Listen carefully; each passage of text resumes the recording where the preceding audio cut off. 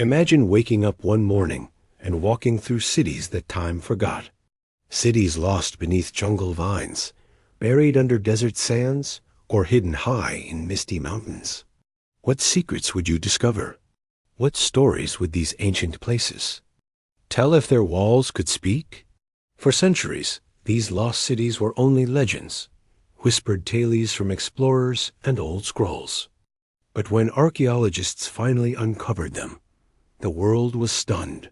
From the grand temples of Angkor, to the mysterious Machu Picchu in the clouds, to the shining gates of Babylon, each city reveals a forgotten chapter of human history. In this video, we'll travel through time and space to explore 3 incredible ancient cities lost to the ages.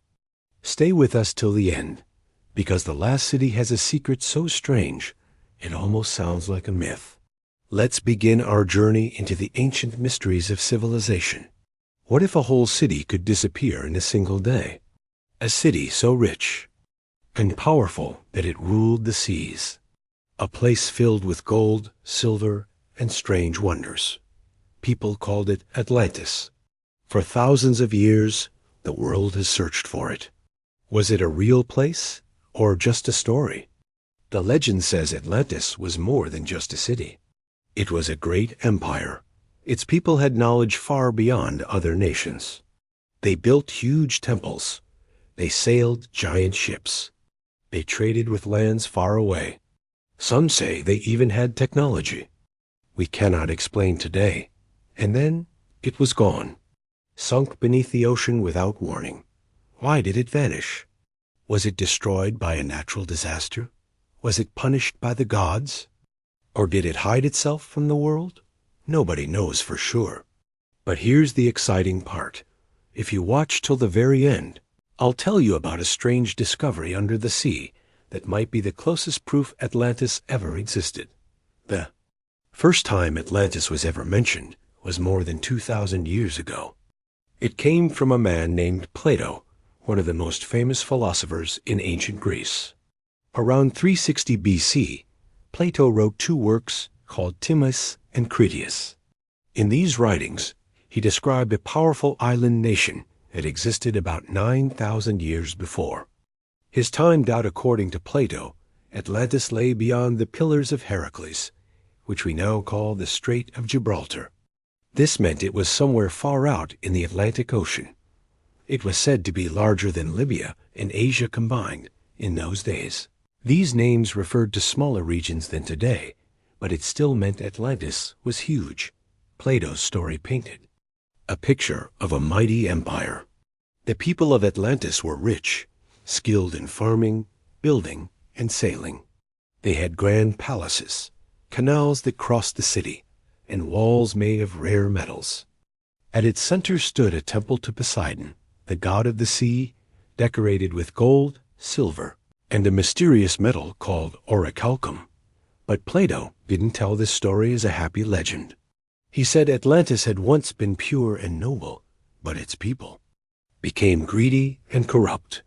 They wanted more land, more power, and more control over other nations. They even tried to conquer Greece itself. That is when, according to Plato, the gods sent a punishment. In a single day and night, earthquakes and floods struck. The island sank into the sea and disappeared. Plato claimed he heard the tale from his ancestor, who heard it from an Egyptian priest.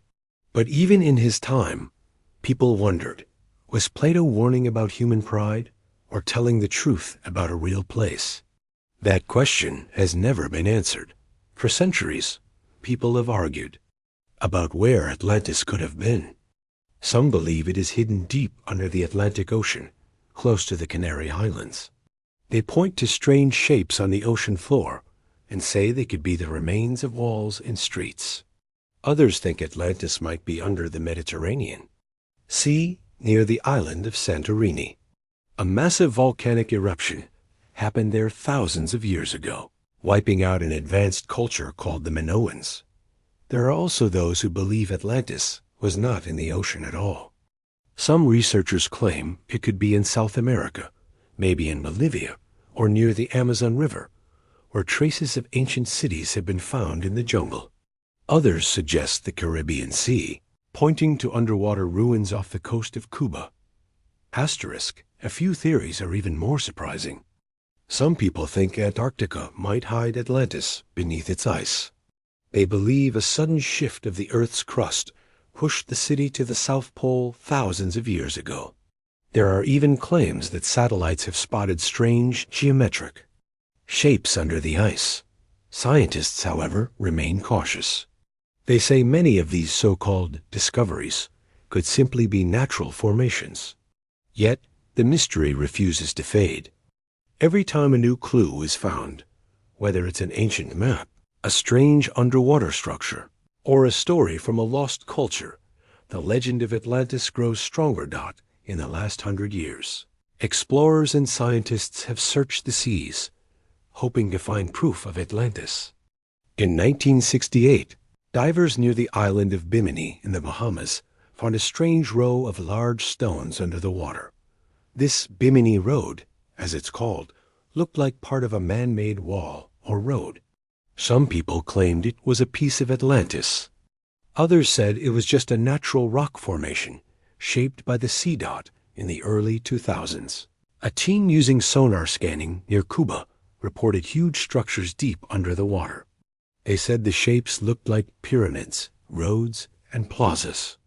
The location was so deep that if these were really buildings, they must have been built thousands of years ago, far earlier than any known civilization in that area. Then there's the Richet structure in the Sahara Desert, also called the Eye of the Sahara. From the air, it looks like a giant set of circles, like the layout Plato described for Atlantis. Supporters of this theory believe the Sahara was once green and full of water, and that Atlantis might have stood there before a great disaster turned it into desert. While mainstream science is careful about accepting these ideas, each discovery keeps the mystery alive. Every rock, every map, every unexplained shape under the sea adds to the feeling that maybe, just maybe, Atlantis was more than a story. So, was Atlantis a real city, or just a lesson about human greed and pride? We may never know for sure, but the story has survived for more than 2,000 years, and it refuses to die. Every new discovery, every strange ruin, every whisper of a sunken world pulls us back into the mystery. Asterisk, maybe Atlantis was a warning from the past. Maybe it was a memory of a great civilization that the ocean swallowed long ago. Or maybe it is still out there, waiting for someone to find it. The truth could change everything we know about history. And remember the promise from the start? In 2011, deep-sea explorers found strange, rectangular structures off the coast of Spain, in the very place Plato described. They looked like the remains of giant walls and buildings. Was this Atlantis? Scientists still debate it today, but for many, it is the closest proof yet. The legend of Atlantis is a door, and once you open it, you step into a world of lost cities and hidden knowledge. In our next story, we will travel to a hill in Turkey, where stone pillars older than the owl, pyramids rise from the ground. A place that could change everything we know about human history. Göbekli Tepe. What if I told you there is a place so old that it makes the pyramids look young? A place built long before writing, farming, or even cities were supposed to exist. This place is called Göbekli Tepe. High on a hill in southeastern Turkey, buried under layers of earth for thousands of years, stand giant stone pillars arranged in circles. They are carved with strange animals, lions, snakes, vultures, and creatures we can't even name. No one knows exactly why it was built or who built it. But here's the shocking part. Scientists say it is over 11,000 years old. That means it was made about 6,000 years before Stonehenge and 7,000 years before the Great Pyramid of Giza. This discovery has shaken our understanding of history. Before Göbekli Tepe, experts believed humans only built big monuments after learning. to farm and live in cities. But this site is proof that people were building on a massive scale long before that. It's as if a chapter from our past was ripped out, hidden, and only now revealed not. And if you watch until the end, I'll tell you about a theory that links Göbekli Tepe to a global event that may have wiped out an advanced civilization long before our history books even begin. For centuries, the hill of Göbekli Tepe looked like nothing special, just a bump in the dry, dusty landscape of southeastern Turkey. Local farmers often found pieces of stone and flint when they plowed their fields, but they thought little of it. No one imagined what was hiding beneath that in the 1960s. A survey team from the University of Chicago and Istanbul University briefly visited the site. They saw some broken stones and thought they were the remains of an abandoned medieval cemetery. They left without digging deeper. The mystery stayed buried. Then, in 1994, a German archaeologist named Klaus Schmidt visited the site. He noticed something unusual: large pieces of limestone sticking out of the ground. They were not just random rocks. They were carved. Schmidt realized he had found something far older than anyone suspected. When excavation began, the team uncovered massive stone pillars arranged in perfect circles. Some pillars were over 18 feet tall and weighed up to 16 tons. Many had carvings of animals, symbols, and abstract shapes. It was unlike anything archaeologists had seen before. The most surprising discovery was its age. Using carbon dating, scientists found that Göbekli Tepe was built around 9600 BC. This was at the very end of the last ice age, thousands of years before farming, metal tools, or writing. It forced historians to rethink the story of human civilization. Göbekli Tepe raises more questions than answers. How did people who were still living as hunter-gatherers build something so huge and complex? They had no metal tools, no wheels, and no written plans. Yet they shaped massive stones, moved them across the hill, and placed them with perfect balance. Why was it built? Some archaeologists think it was a temple, a place for rituals and gatherings. The carvings of animals might have told stories or symbolized beliefs. Others believe it was a kind of meeting point for different tribes, where people shared knowledge and formed early cultures. Then there's the question of food. Building something so big required hundreds of workers, but farming hadn't started yet. So how did they feed everyone? Did large feasts bring people together? Or did they store food in ways we don't understand? Another mystery is why Göbekli Tepe was buried. Around 8000 BC, the site was carefully covered with dirt and stone. It wasn't destroyed. It was hidden, almost as if the builders wanted to protect it or keep it secret.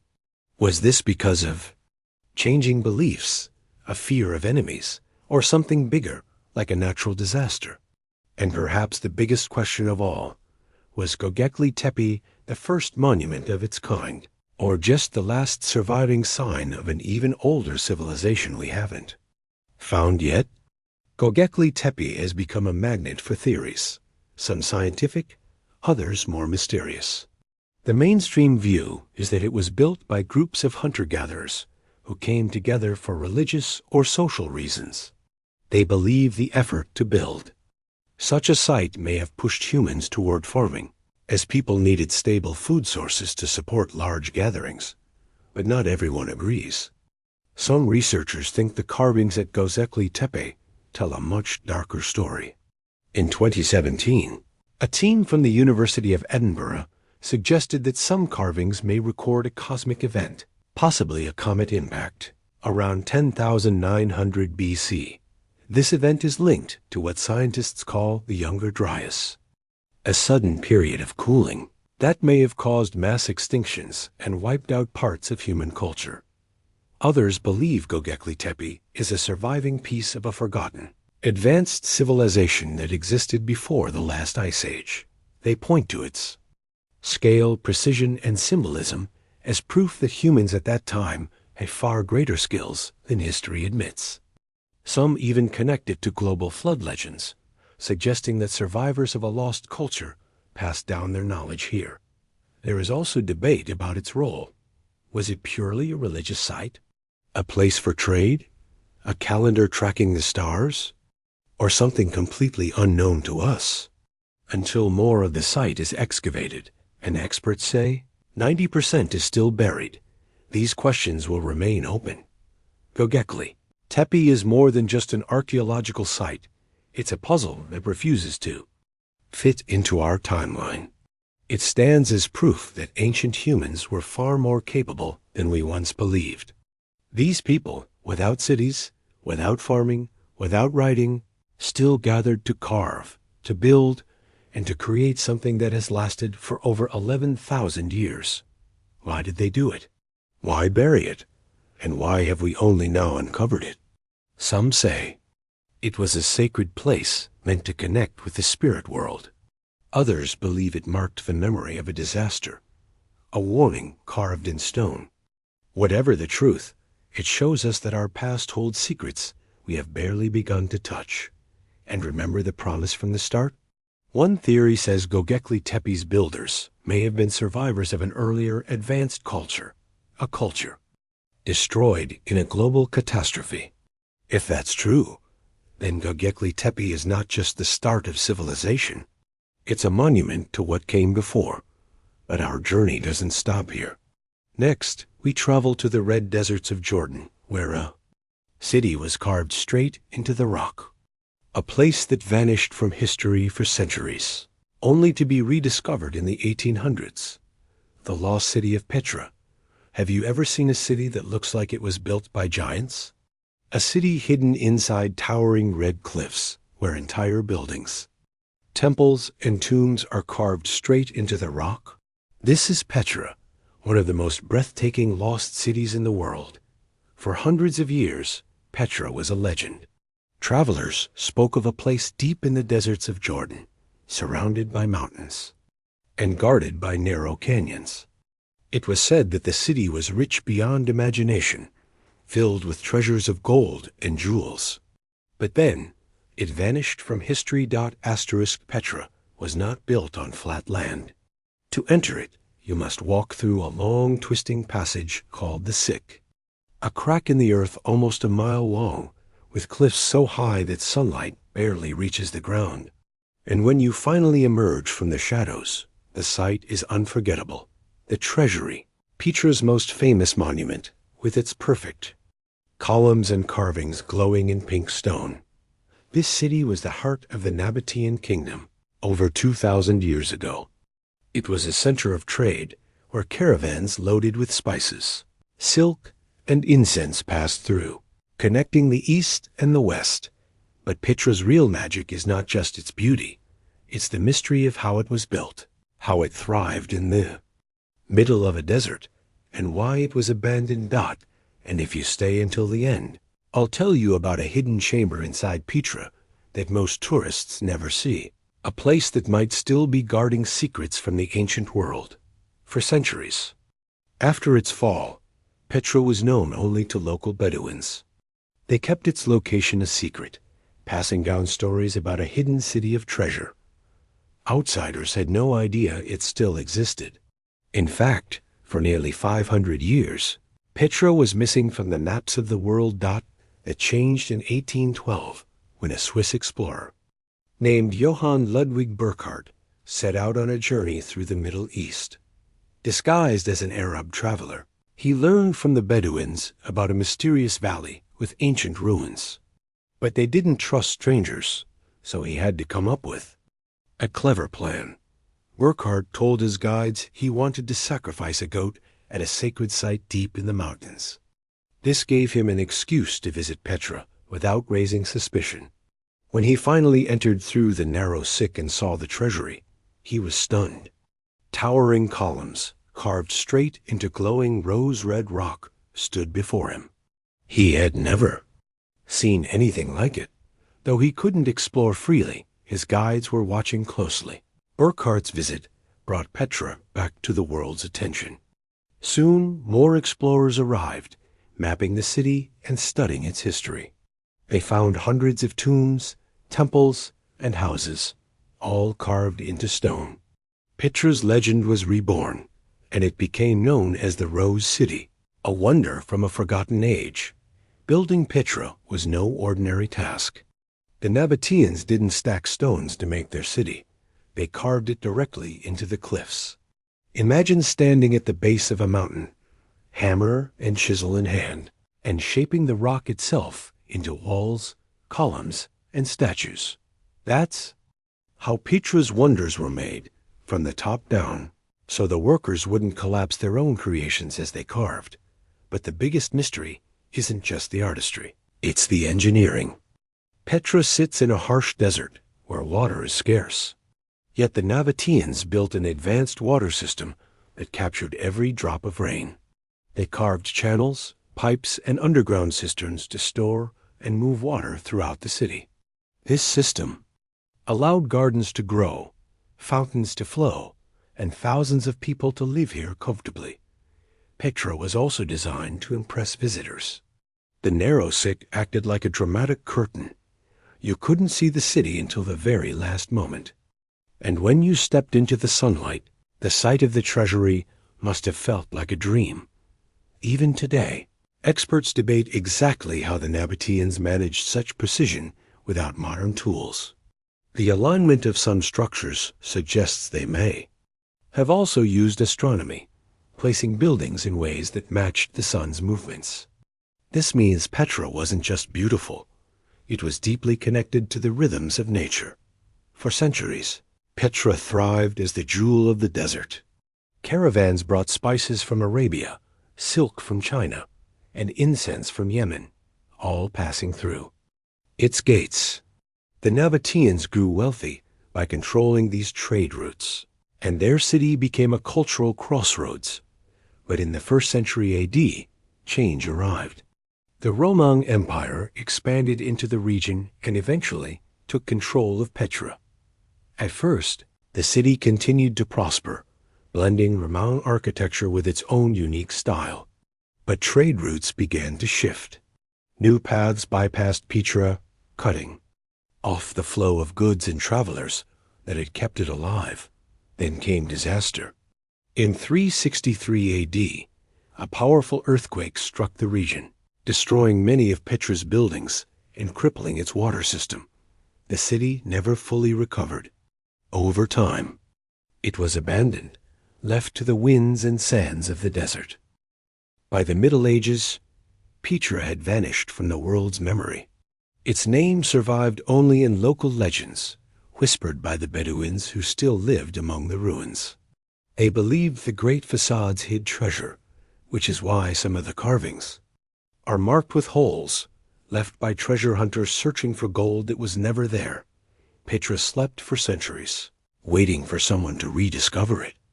And when that day finally came, it would return to its place as one of the most breathtaking wonders of the ancient world. Today, Petra stands as a reminder that even the greatest cities can vanish.